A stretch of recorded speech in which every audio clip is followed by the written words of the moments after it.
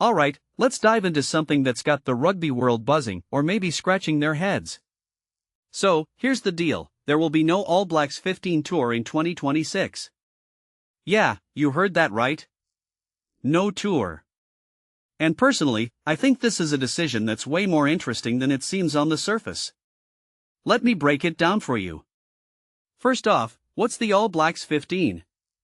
Well, it's New Zealand Rugby's development squad, essentially the stepping stone for players who are knocking on the door of the full All Blacks team.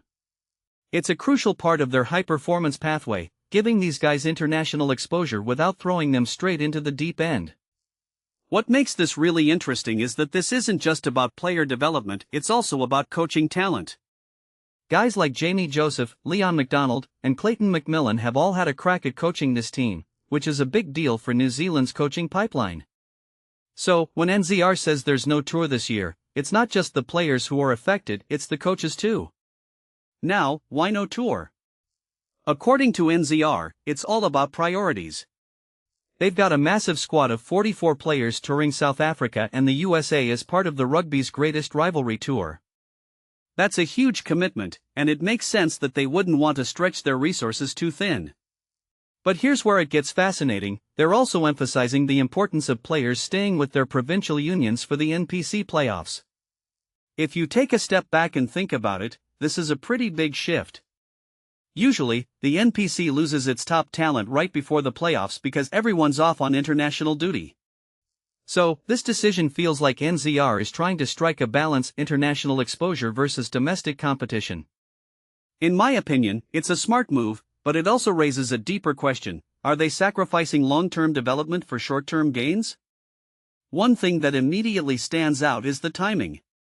This is the first year since the All Blacks 15 was re-established in 2022 that there's been no tour. And it's not like these tours haven't been successful. They've had some impressive wins against teams like Japan, Georgia, and even England. So, why hit pause now? Well, a detail I find fascinating is that Jamie Joseph's 2-year contract as coach is expiring after just one tour. That's got to be frustrating for him, but it also suggests that NZR is re-evaluating the role of the All Blacks 15 in their overall strategy. What this really suggests is that they're willing to sacrifice a year of tours to focus on other priorities like the NPC and the Nations Championship. But here's the thing. What many people don't realize is that the All Blacks 15 has been a crucial injury cover squad for the main team.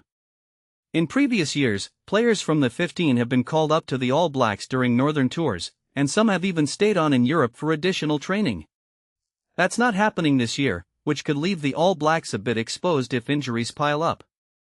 Personally, I think this is a risk worth taking if it means strengthening the NPC, but it's definitely a gamble. If you ask me, the bigger picture here is about sustainability.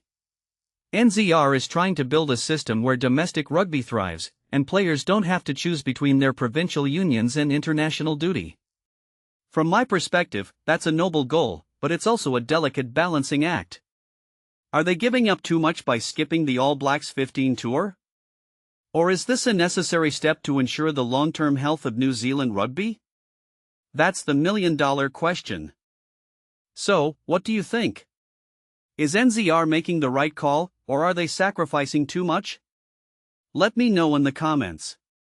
And if you take a step back and think about it, this decision could be a game changer for how rugby nations approach player development. It's not just about winning today, it's about building a system that wins for years to come. That's what makes this so fascinating. Anyway, that's my 2 cents.